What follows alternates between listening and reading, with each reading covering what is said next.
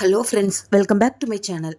இன்றைக்கி நம்ம கிச்சனில் பார்க்க போகிறது ரொம்ப சிம்பிளான, அதே சமயத்தில் ரொம்ப ஹெல்த்தியான ஒரு ரெசிபி தான் பார்க்க போகிறோம். பீட்ரூட் வச்சு மசாலா எப்படி செய்கிறதுங்கிறது பார்க்கலாம். இது டேஸ்ட்டுமே ரொம்ப அட்டகாசமாக இருக்கும். அதே சமயத்தில் ஒரு 10 நிமிஷத்தில் குக்கரில் வந்து ஒன் பாட் ரெசிபி மாதிரி செஞ்சு முடிச்சிடலாம். இது இங்கே வந்து மத்தியானம் சாப்பாட்டுக்கு மட்டும் இல்லைங்க, நைட்டு டிஃபனுக்கு கூட எல்லாத்துக்குமே ரொம்ப சூப்பராக இருக்கும். பூரி, சப்பாத்தி, இட்லி, தோசை எல்லாத்துக்கூடமே சாப்பிட்றதுக்கு ரொம்ப நல்லாயிருக்கும். இது வந்து பீட்ரூட்டில் தான் நீங்கள் செஞ்சீங்க அப்படிங்கிறத அந்த கலரை பார்த்து மட்டும் தான் நம்ம கண்டுபிடிக்க முடியும். மற்றபடி டேஸ்ட்டு ரொம்ப சூப்பராகவே இருக்கும். வீடியோக்குள்ளே போகிறதுக்கு முன்னாடி என்னோட சேனலை சப்ஸ்கிரைப் பண்ணாதவங்க மறக்காமல் சப்ஸ்கிரைப் பண்ணிக்கோங்க. வாங்க இப்போ இந்த பீட்ரூட் மசாலா எப்படி செய்கிறதுங்கிறத பார்க்கலாம். அதுக்கு வந்து ஃபஸ்ட்டு நம்ம தேவையான அளவுக்கு வந்து பருப்பு எடுத்துக்கலாம். நான் அன்றைக்கி 100 கிராம் அளவுக்கு வந்து பாசி பருப்பு எடுத்திருக்கேன். நீங்கள் பாசி பருப்புக்கு பதிலாக துவரம் பருப்பு கூட சேர்த்துக்கலாம். ஆனால் பாசி பருப்பை செய்யும்போது ரொம்ப வாசனையோடு டேஸ்ட்டு ரொம்ப நல்லாயிருக்கும். 100 கிராம் அளவுக்கு மட்டும் கழுவிட்டு சேர்த்துக்கோங்க. சேர்த்துட்டு இப்போ இது கூட வந்து துருவி எடுத்து வச்சுருக்க பீட்ரூட்டை சேர்த்துக்கலாம். நான் அன்றைக்கி 1/2 கிலோ அளவுக்கு பீட்ரூட் எடுத்திருக்கேன். நீங்கள் இந்த மாதிரி துருவியும் சேர்க்கலாம், இல்லைனா சின்னதாக கட் பண்ணி கூட சேர்த்துக்கலாம். நம்ம குக்கரில் தான் செய்ய போகிறோம், அதனால் சீக்கிரமாகவே நமக்கு வெந்து வந்துடும். இப்போ பாருங்கள், நான் எடுத்து வச்சுருக்க பீட்ரூட் எல்லாத்தையுமே நான் வந்து சேர்த்துட்டேன். இப்போ இது கூட வந்து வெங்காயம், தக்காளி சேர்த்துக்கலாம். நான் 2 பெரிய சைஸில் வெங்காயம், அப்புறம் 3 தக்காளி சேர்த்துருக்கேன். இதில் வந்து தக்காளி கொஞ்சம் எக்ஸ்ட்ராவே சேர்த்துக்கோங்க. இப்போ இது கூட வந்து கண்டிப்பாக வந்து நீங்கள் ஒரு உருளைக்கிழங்கு சேர்த்துக்கணும். நான் ஒரு பெரிய சைஸில் உருளைக்கிழங்கு ஒன்று மட்டும் இதை மாதிரி சின்னதாக கட் பண்ணி சேர்த்துருக்கேன். இப்போ இது கூட வந்து கொஞ்சமாக வந்து மஞ்சத்தூள் சேர்த்துக்கோங்க.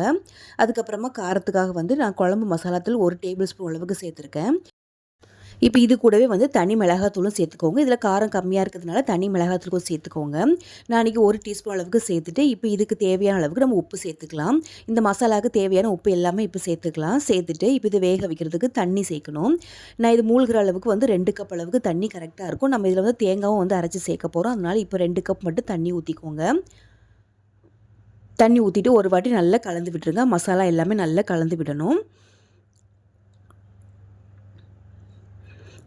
இப்போ ஒரு வாட்டி இந்த மாதிரி கலந்து விட்டுட்டு இப்போ நம்ம எடுத்து வச்சுருக்க தேங்காவை இதில் சேர்த்துக்கலாம். நான் இன்றைக்கி 1/2 மூடி அளவுக்கு தேங்காய் வந்து கொஞ்சமாக வந்து சோம்பு போட்டு நல்லா நைஸாக இந்த மாதிரி அரைச்சி எடுத்துருக்கேன். சோம்பு நீங்கள் சேர்க்கலனா கூட பரவாயில்ல, வெறும் தேங்காய் மட்டும் இருந்தால் கூட போதும். ஒரு 1/2 மூடி அளவுக்கு இந்த மாதிரி நைஸாக அரைச்சி சேர்த்துக்கோங்க. சேர்த்துட்டு மறுபடியும் இதை நல்லா கலந்து விடலாம். இப்போ இந்த தண்ணியே நமக்கு போதுமான அளவாக இருக்கும். நம்ம ஏற்கனவே 2 கப் தண்ணி ஊற்றிருக்கோம், தேங்காவும் ஊற்றிருக்கோம். இதுலேயே உங்களுக்கு கரெக்டாக வந்து வெந்து வந்துடும். இப்போ இது எல்லாமே நல்லா மிக்ஸ் பண்ணிவிட்டு ஒரு கொதி மட்டும் வரட்டும். இப்போ பாருங்கள், நல்லா கலந்து விட்டதுக்கப்புறமா இதில் வந்து கொஞ்சமாக வந்து எண்ணெய் சேர்த்துக்கோங்க. நீங்கள் எண்ணெய் சேர்க்கும்போது பருப்பு வந்து சீக்கிரமாக வெந்து வரும், அதுக்காக தான் சேர்த்துருக்கோம். இப்போ இந்த மாதிரி நல்ல ஒரு கொதி வந்ததுக்கப்புறமா மூடி போட்டு ஒரு 3 விசில் மட்டும் விட்டுருங்க. நமக்கு பீட்ரூட் வந்து டக்குன்னு வந்து வெந்துடும், ஆனால் பருப்பு கொஞ்சம் வேகணும், அதுக்காக ஒரு 3 விசில் மட்டும் விட்டு எடுத்துருங்க. இதிலே உங்களுக்கு நல்லாவே வெந்து வந்துடும். இப்போ பாருங்கள், 3 விசில் விட்டாச்சு. உங்களுக்கு பார்க்கும்போதே தெரியும் பருப்பு எல்லாமே நல்லா வெந்து வந்திருக்கு. இப்போ இதை நல்லா இந்த மாதிரி கரண்டியாக வச்சே நல்லா மசிச்சு விடுங்க. இதில் நம்ம வந்து பாசி பருப்பு சேர்த்து வேக வச்சுருக்கிறதுனால நமக்கு நல்லாவே வந்து சாஃப்டாக வெந்து வந்துடும். ரொம்ப வந்து மத்தெல்லாம் வச்சு நம்ம கடையணும் அவசியம் இல்லை. இந்த மாதிரி கரண்டி வச்சு இந்த மாதிரி கலக்கி விட்டாலே உங்களுக்கு நல்லாவே மசிஞ்சு வந்துடும். இப்போ இதை தனியாக எடுத்து வச்சிடலாம். இப்போ இது ஒரு தாளிப்பு சேர்த்துக்கலாம். இப்போ கடாயில் தேவையான அளவுக்கு எண்ணெய் ஊற்றிக்கோங்க. 2 ஸ்பூன் அளவுக்கு எண்ணெய் ஊற்றிக்கோங்க. இதில் தேங்காய் எண்ணெய் சேர்த்துக்கிட்டிங்கன்னா ரொம்ப நல்லாயிருக்கும். 2 ஸ்பூன் அளவுக்கு சேர்த்துட்டு இப்போ எண்ணெய் சூடானதுக்கப்புறமா கொஞ்சமாக வந்து கடுகு போட்டு நல்லா பொரிய விட்டுருங்க. இப்போ கடுகு நல்லா பொரிஞ்சதுக்கப்புறமா கொஞ்சமாக வந்து சீரகம் சேர்த்துக்கலாம். இப்போ இதில் நீங்கள் வந்து தேங்காய் கூட சோம்பு சேர்க்கல அப்படின்னா இப்போ நீங்கள் தாளிக்கும் போது கூட சோம்பு சேர்த்துக்கலாம். இப்போ இது கூடவே வந்து ஒரு கொத்து அளவுக்கு கருவேப்பிலை, 2லேருந்து 3 காஞ்ச மிளகாய் சேர்த்துக்கோங்க. இப்போ சேர்த்துட்டு நல்லா பொரிஞ்சு வரும்போது கொஞ்சமாக வந்து பெருங்காயத்தூள் சேர்த்துக்கோங்க. இப்போ பெருங்காயத்தூள் சேர்த்ததுக்கப்புறமா நல்லா பொரிஞ்சு வரட்டும். இப்போ எல்லாமே நல்லா பொரிஞ்சதுக்கப்புறமா நம்ம வேக வச்சு எடுத்துருக்க பீட்ரூட்டை இதில் சேர்த்துடலாம். சேர்த்துட்டு இப்போ இதுக்கு கூட வந்து கொஞ்சமாக வந்து கொத்தமல்லி இலை போட்டுக்கோங்க. இது கூட நீங்கள் கருவேப்பிலை கூட சேர்த்துக்கலாம். நான் லாஸ்ட்டாக இறக்கும் போது கொத்தமல்லி இலை மட்டும் போட்டிருக்கேன்.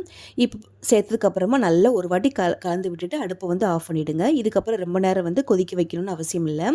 தாளிச்சிட்டு இது கொட்டினதுக்கப்புறமா அடுப்பை ஆஃப் பண்ணிவிட்டு மிக்ஸ் பண்ணி விட்டுருங்க. அவ்வளோதாங்க, ரொம்ப சிம்பிளாக ஒரு 10 நிமிஷத்தில் நம்ம வந்து லஞ்சு ரெடி பண்ணியாச்சு. இது டேஸ்ட்டும் ரொம்ப சூப்பராகவே இருக்கும். இது சூடான சாதத்தில் வந்து நீங்கள் வந்து கொஞ்சமாக வந்து நெய் ஊற்றி சாப்பிட்டிங்கன்னா ரொம்ப சூப்பராகவே இருக்கும். நெய் இல்லை நல்லெண்ணெய் கூட சேர்த்து சாப்பிட்லாம். இது நீங்கள் பூரி, சப்பாத்தி எல்லாத்துக்கூடயுமே சாப்பிட்றதுக்குமே ரொம்ப நல்லாயிருக்கும். கண்டிப்பாக ட்ரை பண்ணி பாருங்கள். ஒரு வாட்டி இந்த மாதிரி பீட்ரூட்டில் செஞ்சு கொடுத்தீங்கன்னா அடிக்கடி இந்த பீட்ரூட் இருந்தாலே இந்த ரெசிபி தான் கண்டிப்பாக ட்ரை பண்ணி பார்ப்பீங்க. இந்த வீடியோ உங்களுக்கு பிடிச்சதுன்னா மறக்காமல் லைக் பண்ணி ஷேர் பண்ணிக்கோங்க. தேங்க்ஸ் ஃபார் வாட்சிங்.